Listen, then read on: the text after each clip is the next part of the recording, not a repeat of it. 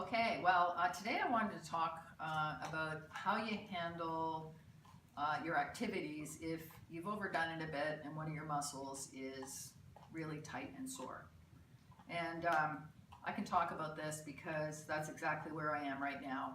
I did this activity about 5 or 6 days ago, and I pushed it a little too far, went up the performance pyramid a little farther than I should have, and overused one of the muscles in my butt. And so right now I feel a lot of tenderness in the muscle. When I touch it, it feels stiff, and particularly if I stand and when I go to take a step, because I'm putting a stretch on the muscle and the tissue here, I feel some discomfort. But interestingly, when I go to play tennis, when I'm bent like so, I don't put the same stretch on the muscle and I don't have pain. So what I've been doing is I've been using my stick, and before I go on the court, I roll the fascia, and you can do this with your foam roller as well, over the muscle itself. And what I found is that I'm really tender at my tensor fascia lata and between my hamstring.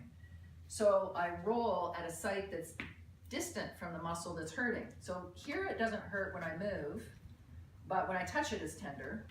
I roll this, and it actually relieves the pressure on my glute.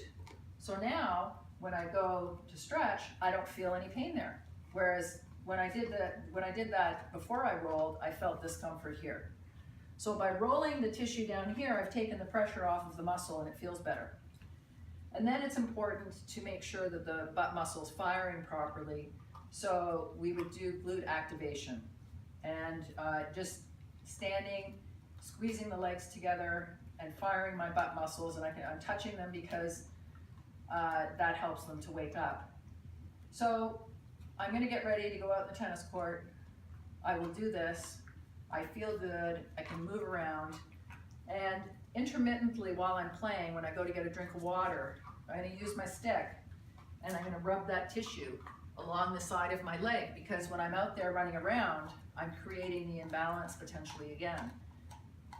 And this is a way that I think is important to allow you to keep active, but not push yourself to the point where you make the injury worse.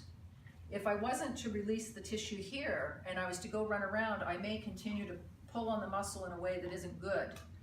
So you have to listen, and I have to listen to my body and determine when I need to rest and when I can balance enough and activate my muscles appropriately so that I can keep going.